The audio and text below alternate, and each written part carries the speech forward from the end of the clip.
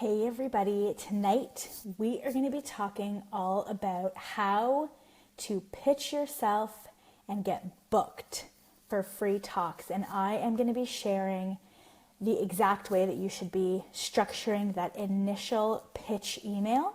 So make sure that you stay tuned. Now, I know all about the struggles that we go through as health practitioners, as coaches, to get booked. It seems like a tedious process, but I'm going to be breaking it down for you in tonight's live stream. The fastest way to grow your email list when you're first starting out is actually not online. You'd be surprised to hear me say that because I'm all about the online world, but it's actually through booking yourself free talks. It's the fastest way to grow your email list and build an audience of your ideal clients. Now, I remember the first time that I had to pitch myself. I for sure did it all wrong, and I don't want you to make the same mistakes that I did. So before we go any further, I'll introduce myself. I'm Lori Kennedy. I am the founder of the Wellness Business Hub, where we provide personal development and professional training for health coaches and practitioners who want to build their businesses online and launch online programs. So if you guys want more awesome free content, you can head on over to thewellnessbusinesshub.com. But tonight we are talking all about how to properly pitch yourself and get booked for free talks, because like I just mentioned, that is actually the fastest way to grow your email list and build an audience. Now, why do you want to grow your email list and build an audience? Because those are the people that are going to follow you.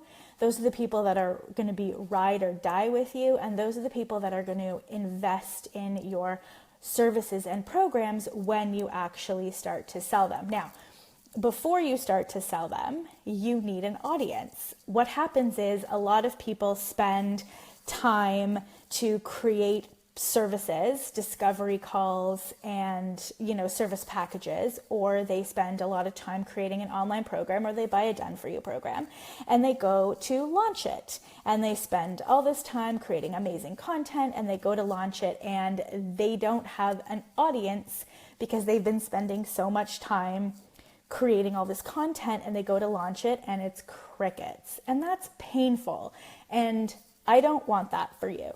So if you're just starting out, or if you've had trouble gaining an audience and gaining traction through mostly posting on social media, I want you to pay close attention, because the fastest way, especially when you're starting out, the fastest way to build an email list and to build an audience of people that are going to follow you is actually not on the internet.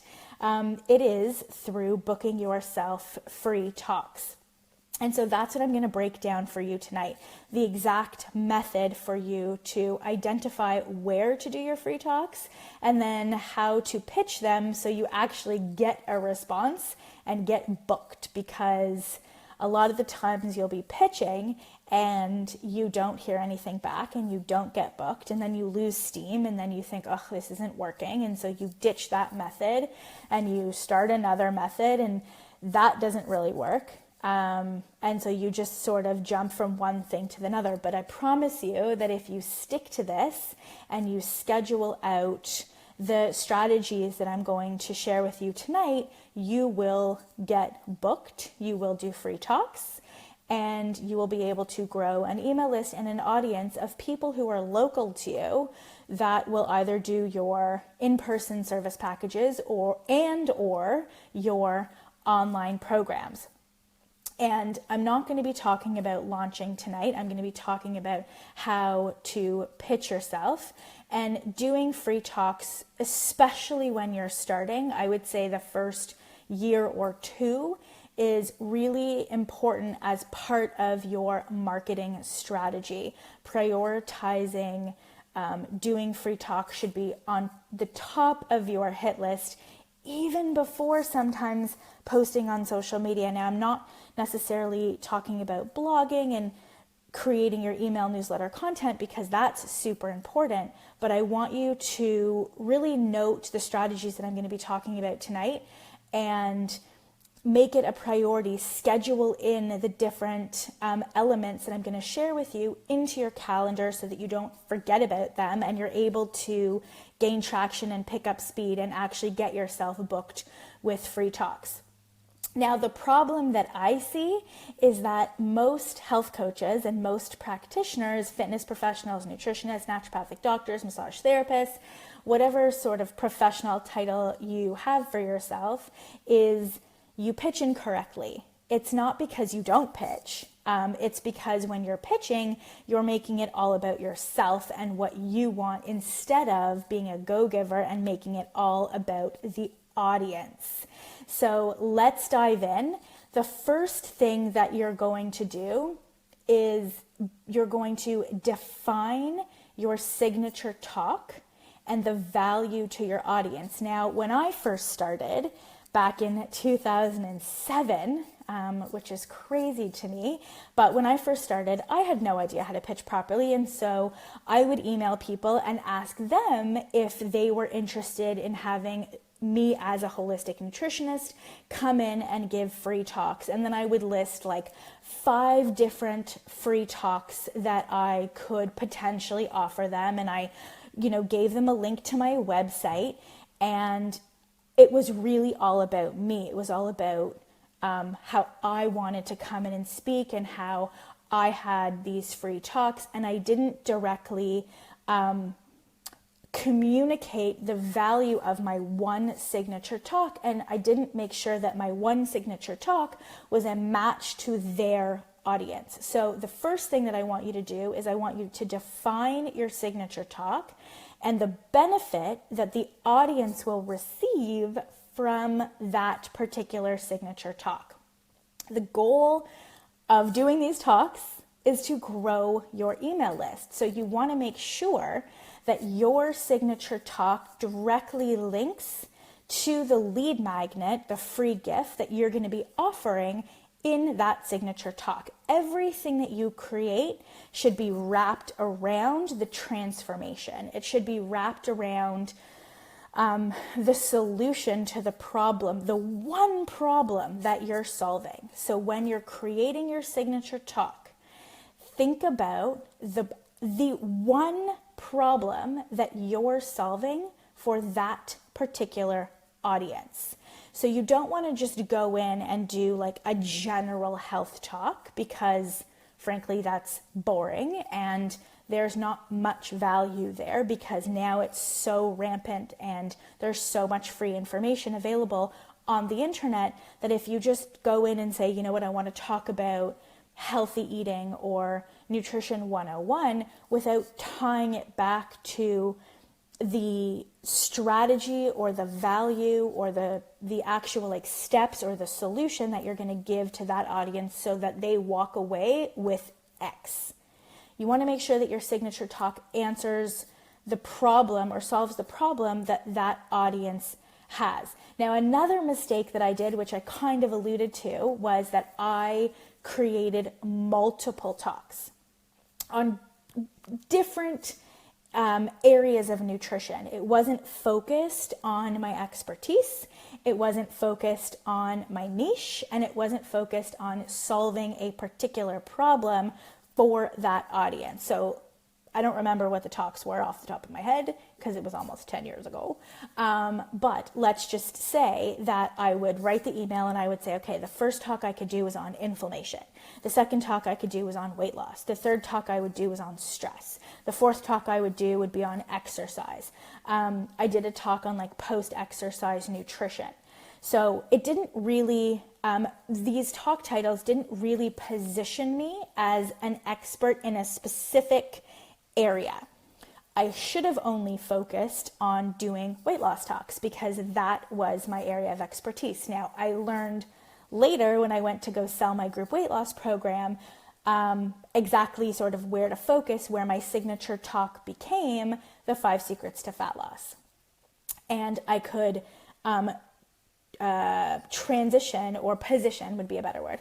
I could position that talk to the audience. So the 5 secrets to fat loss for busy employees, the 5 secrets to fat loss for postmenopausal women, the 5 secrets to fat loss for moms, right? So I could sort of add on the subtitle, positioning the talk, but the talk never changed. The 5 secrets to fat loss positioned the offer of my group weight loss program.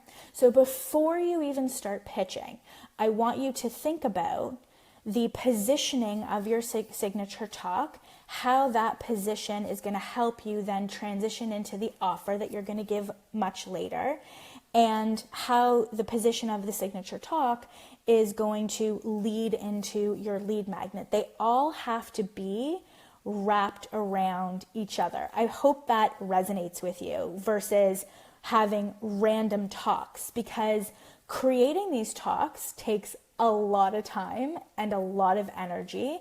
You're creating PowerPoints and you're creating handouts and you're doing all of these things, and they're not focused on you demonstrating your expertise in a specific area, and they're not focused on supporting the offer of the free lead magnet or supporting the offer of your paid service or program. So I'm going to break down how to actually write that initial pitch email that really positions the talk, positions the value, so that from the, point of first contact, you're coming across as an expert in this area with this talk that gives this transformation, that gives this value, so that the audience walks away knowing X, Y, and Z how to solve their problem. So that's the first thing that I want you to do, is I want you to define the signature talk, come up with a really hooky talk title. So again, like, Wellness 101 isn't really interesting, and it's not eye-catching, and it's not going to make the potential attendees go, ooh, I need to hear that. You want to have a title that describes curiosity, that describes the juiciness of what it is that they're having an issue with. So the example that I gave before was the 5 secrets to fat loss, right? For women who struggled with losing weight, for busy employees who can't seem to stick to a diet, right?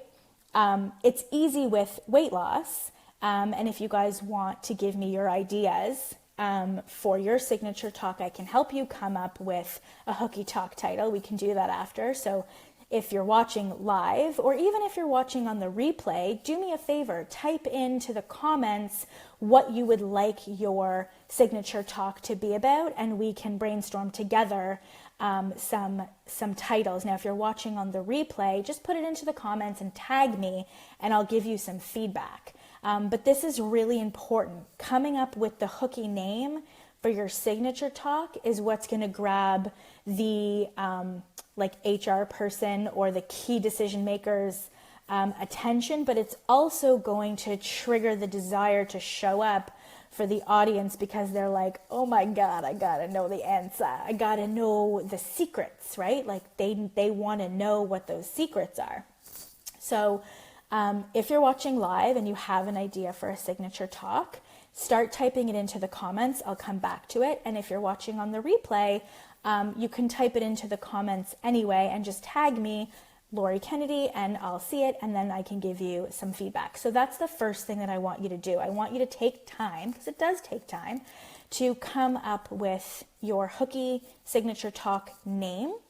And then I want you to, in a couple bullets, maybe 3, I want you to describe the value to the audience. What are they going to walk away with, right? What are they going to learn? They don't care about, necessarily like the handout or the PDF or the meal plan, but what strategies are you going to teach them in your signature talk that is then going to improve the quality of their life? Because that's really, when the decision maker is reading the email, that's what they're looking for, right? They don't necessarily care about your professional qualifications, they're looking at it from the point of view of, is their audience going to resonate with this and derive value from it, right?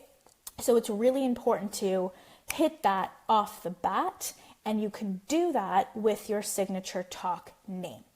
So that's the first thing that I want you to do.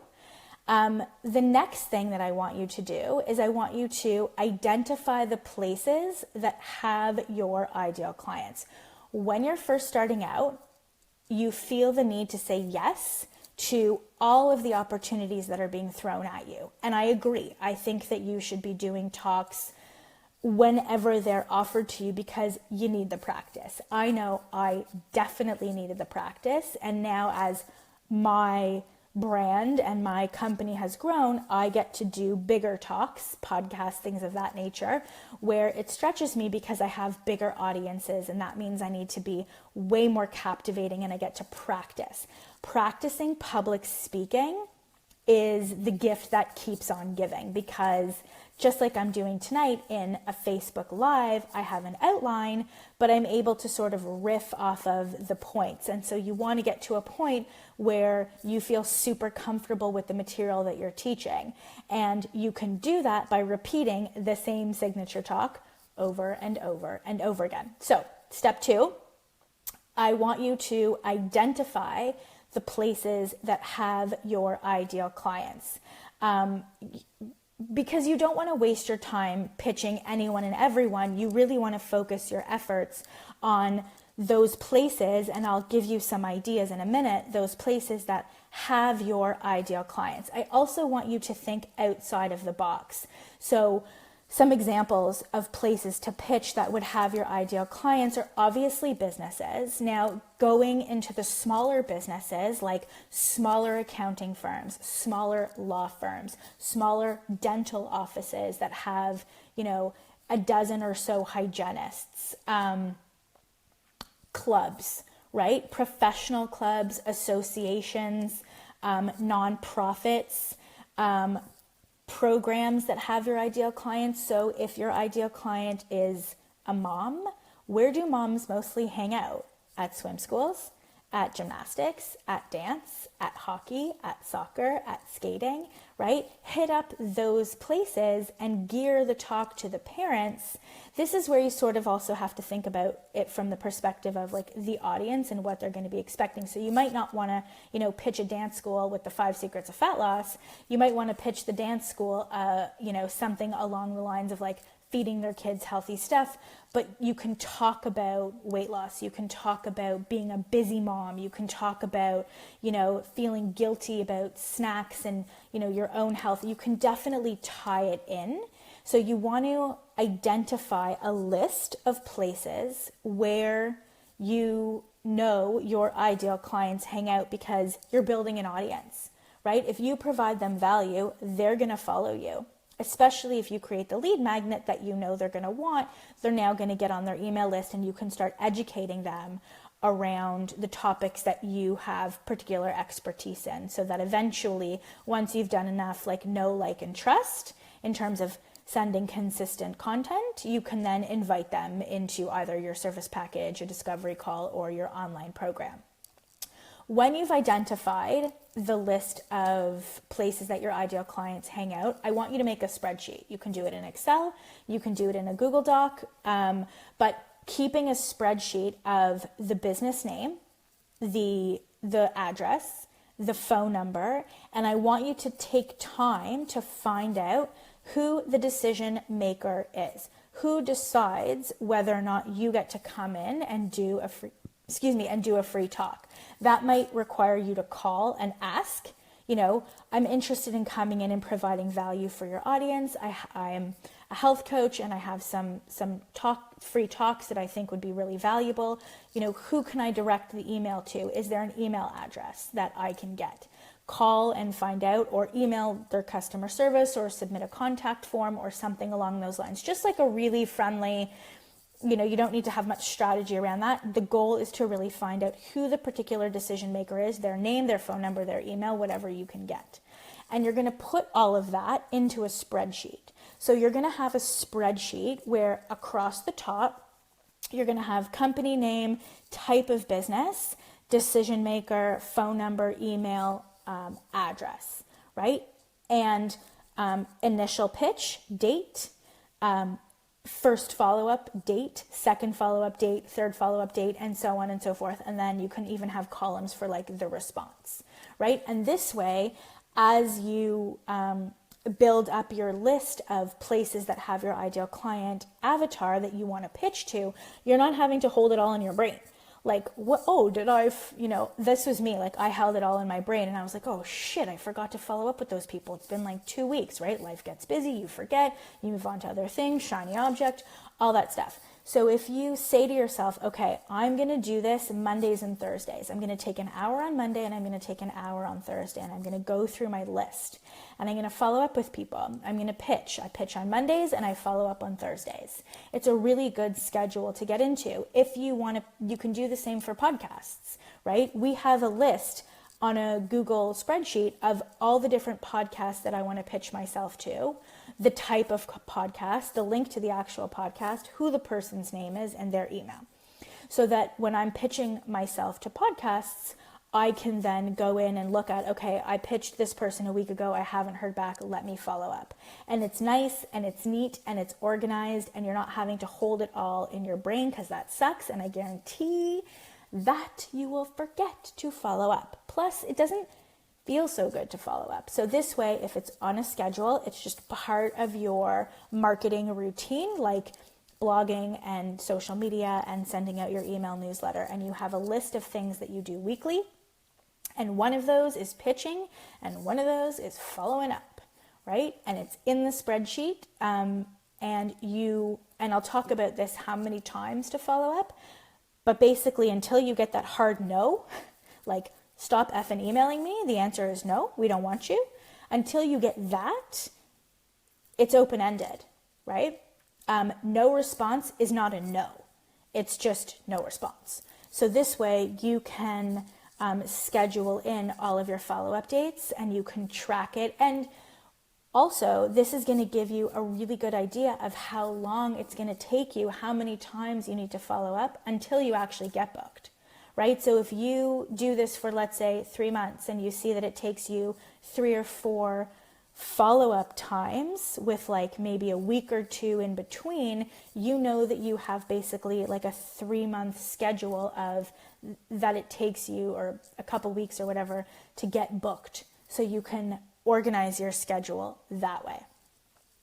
So make a spreadsheet, and you want to find out the key person that is the decision maker for that business, that club, that association. It helps if you can get a personal introduction to that person. Like if you know someone who knows someone of the club or the association, like start with your own inner network of who you know that could make a personal introduction, or that you can name drop, right? If you can name drop somebody, that's really helpful too. And I'll talk about that in a minute when I go through the actual pitch email. But that's really helpful if you can get a personal introduction or you can name drop somebody. So step 2 is identifying the places and the key decision maker that has your ideal client. Okay, so let's switch gears. We now have our signature talk.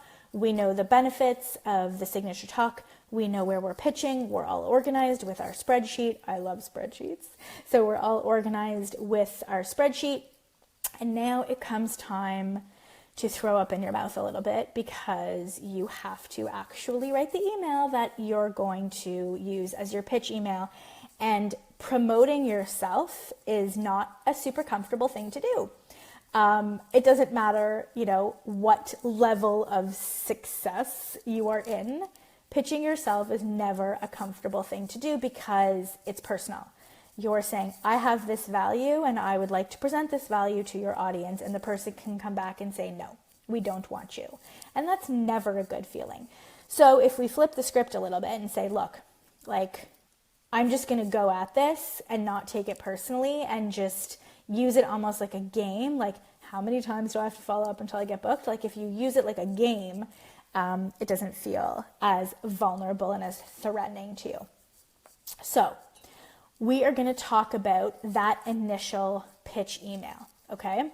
And if you're writing ferociously, this is going to go up on the Wellness Business Hub as a blog post in about a week or two. So don't worry. You can also catch this on the replay.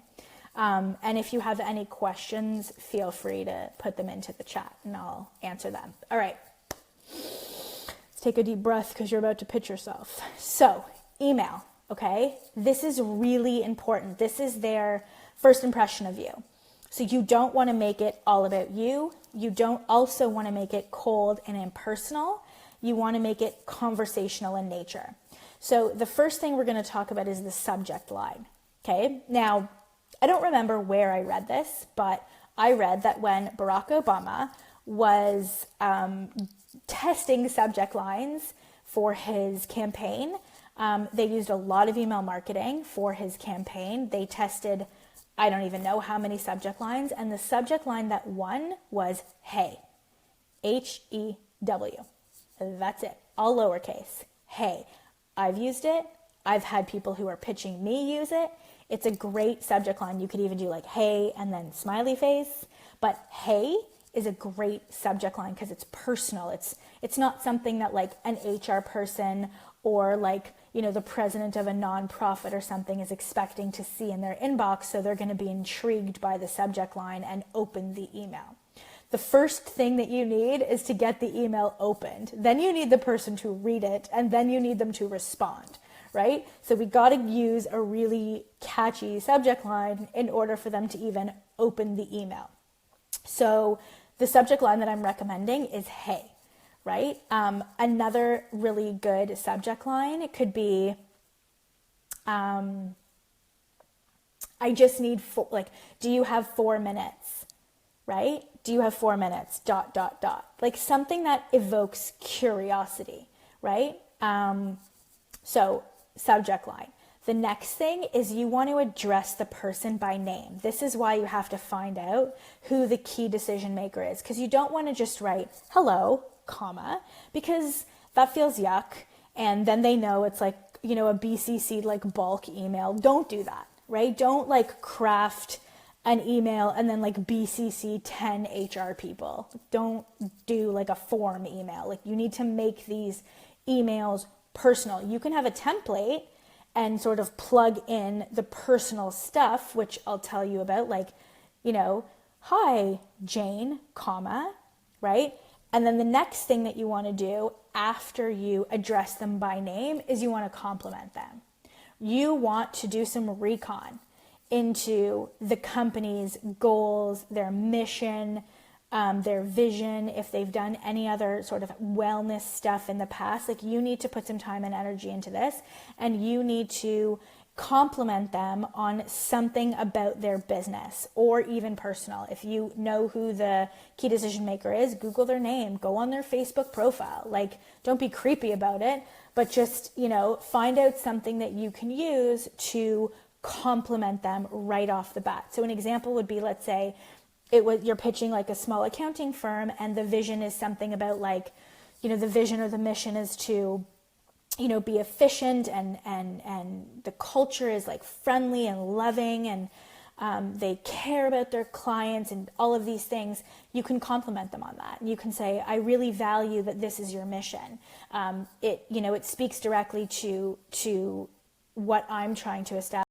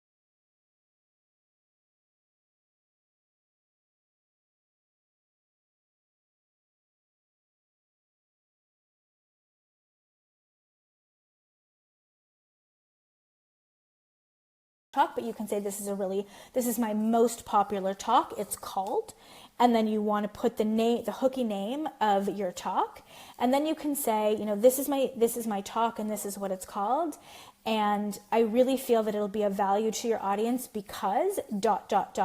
and then use bullets, right? You don't need to write long paragraphs. Use bullets to describe 3 ways that their audience will benefit. So let's say that you are talking about inflammation, right? You can talk about it in the sense of, they will finally understand what inflammation is. You're going to give them specific foods to help reduce inflammation, which will then reduce their pain, which will allow them to be more productive. You want to give benefits as to why people are going to want to listen to this talk. It's the same benefit bullets that you can even put on like the marketing piece to be able to attract people to the talk.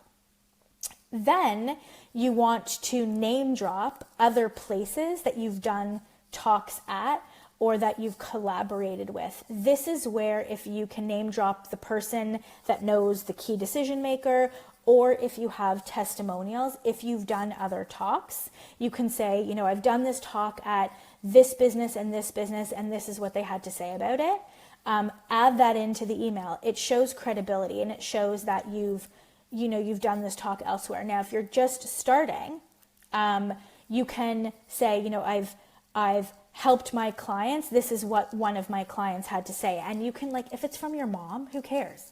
Right? Like you can have one sentence of, Lori helped me, working with Lori for even just 10 minutes. She gave me such valuable information specific to the foods that I can eat, and I feel so much better. So you want to try and name drop people, either businesses that you've already done talks at, or podcasts that you've been on, or articles that you've been published in, something that shows your credibility.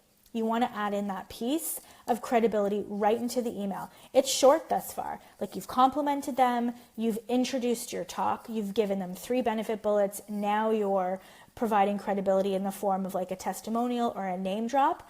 And then you can let them know what you want and to say, I would love to come in, at some point during the month of May to deliver this talk to your audience because solution, right? Because I know that when people are sitting for X number of hours, they often experience pain and inflammation, and that causes other diseases, that also causes a lack of productivity, and it disrupts their sleep. So I really feel that this talk will not only help them improve their productivity, but it will also X, Y, and Z, right? This isn't about you, it's audience focused. So you want to make sure that it's very clear the benefits of the talk to the audience, but you have to ask for what you want. You have to give a time frame. You have to say, I would love to come in, in the month of May and give this talk. It's about 60 minutes from start to finish. I do include time for Q&A at the end. And I really feel this would be valuable for your audience. I also provide them with a handout that they can, use as reference at home to really implement some of the strategies that I'm going to be delivering during the talk. And then tell them how they can book you. Tell them how they can book you. Don't just say, if you're interested, I'd love to hear from you. If you would like to schedule this talk, you can either reach me at my phone number, or you can email me, or just hit reply and we'll schedule the talk at your earliest convenience during the month of May. Again, give the timeline. Be very specific for what you want, okay? And then just, thanks so much for taking the time to read this. Looking forward to meeting you in person soon. Your name, right? And that's the pitch email. You don't have to include a one-pager. You don't have to include anything. If you're going to create marketing material, that's a bonus. So for places like dance schools and associations and stuff, it will be helpful for them to get people to show up to the talk if you provide marketing collateral, right? If you provide a poster or an email. So if you're going to do that, which I highly recommend that you do, you include that as well. And you can say, I've taken the liberty of creating some promotional materials that you can use as is or adjust as needed to best promote the event because I want to make it a success. and you can list what those marketing pieces are in the email. That shows that you are a professional. That shows that you know your stuff, right? That's really important. Now, you've sent the email. You're sweating for sure. Take a deep breath, right? Then you're going to follow up, unless they've obviously contacted you, in which case you're going to do a little back and forth so you can book the thing, right? But if they haven't, you're going to follow up. Now, here is an amazing strategy that I learned from Ramit Sethi on how to get in touch with busy people. This is critical. And if you're ever going to email me and I don't respond, I want you to do this. You're going to forward the person the original email. This is the best strategy I've learned. I've used it so many times. It's so impressive. The decision maker is busy. We're all busy, right? When somebody emails me and says, oh, I sent you an email a week ago, I'm already like, delete. I'm not going to search through my email to go find the email that they sent me because they want something from me, right? So you're going to do better because you're on this live stream or you're watching the replay. You're going to do better, and you're going to go into your email. You're going to find that original email that you sent them, and you're going to forward it to them, right? You're going to forward it to them, and on the top of the forward, you're going to, hi, Jane, just checking in with you. Just want to make sure that you got this original email that I sent on date. We're all super busy. Just want to make sure that you didn't miss it. The original email is below. Please do me a favor and just give it a quick read. Looking forward to hearing from you, because everything you need to say is in that original email. But if you don't forward it to them and you send a follow-up that's, hi, Jane, I sent you an email a couple days ago, and then you have to repeat everything that you said because she's either going to go search for it, probably not, or you have to repeat it. So this way you're doing the person a solid and you're not making them waste their time and having to go search through the original email. Plus, this is genuinely a check-in. Hey, just checking in, the original email is below, looking forward to hearing from you. I know we're all super busy. So you're going to forward the original email 48 hours after you send it with a genuine check-in, just to make sure that they got it and they didn't miss it. And usually when you do that, you're going to get a response, because it's common courtesy. You're going to get a response to say, I did get it, thank you. I've been so busy. I'm looking it over. Like, I'll let you know, or something. Like, you're going to get a vague response. That's usually what happens. Or they're going to, again, be like, wow, this is really impressive. Like, let's get on the phone. You'll probably still have to follow up. It's a follow-up game. Like, you got to just know that from the get-go. So you're going to forward the original email 48 hours after you send it. And then if you don't hear from them, which is likely what's going to happen, you're going to then follow up again 3 to 4 days later. Now, you're not going to forward the original email again because now you've sent it twice. They've likely seen it. Maybe they read it. They just got sidetracked. They got busy. And, things happen. Life happens. People get busy, right? I know for me, I'll see it on my phone and then I'll just forget about it because it's not top of mind for me, right? So you're going to follow up 3 to 4 days after the 48-hour follow-up. Here's what you're going to do with this one. And this totally, totally works because it just actually happened to me where someone was pitching me and they wanted me to sign up for their event. And I was procrastinating really hard on signing up. And they did this exact structure. And it's funny because I learned it from him. And so he obviously does it. And so you follow up with value, right? You don't, again, follow up with, hey, just want to make sure you saw this thing that I really want from you, this pitch, yada, yada, yada. You don't do that. You literally go, hi, Jane, hope you're having a good day. I was thinking about you. I wrote this blog post. I just posted this recipe. I just filmed this video. And I thought that it would be really helpful for your employees, for your parents, for your students. Feel free to share it. No strings attached. I just, I was thinking about you and wanted to make sure that you got this. That's it. That's a go-giver. That's serious. When you do that, when you follow up in that way with like a really good blog post or a couple of recipes or a video or something of genuine value, no pitch, no nothing. It really shows your character, right? Because remember, people of influence, decision makers, they're being pitched all day, right? All day, they're being asked questions, they're being bombarded. No one's ever stopping and going, hey, how can I help you today? Like, what value can I give to you today? You're going to be that person, and that's impressive. So you're going to follow up 3 to 4 days later with just straight up value. So now they've seen your name in their inbox, the original pitch, the 48-hour, and this is the third time, right? They're going to take notice because you're doing it differently than everybody else. You're just being nice. You're being a go-giver, okay? So if you still don't get a response from them, okay, then you're going to do it again. You're going to follow up 3 to 4 days later with more value.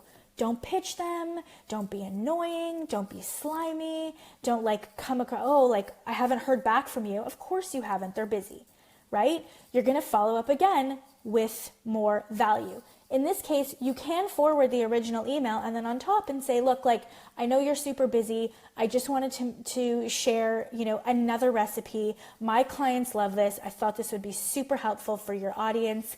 And if you're interested in having me come and do my talk, I've included the details again for you below. Hope to hear from you soon. Now, this is when you take a break, right? This is when you take a break from following up. You put it on your calendar. You've done the initial pitch. You've done the forward 48-hour thing. You've given 2 emails with straight up value. So 4 times, okay? You've emailed them, contacted them, whatever, 4 times. Now you wait and you put it on your calendar and you check in every 2 to 3 weeks with value. Give them free content. At some point, they're either going to email you back and go, stop sending this to us. I don't want to hear from you ever again. Or you're going to get a response.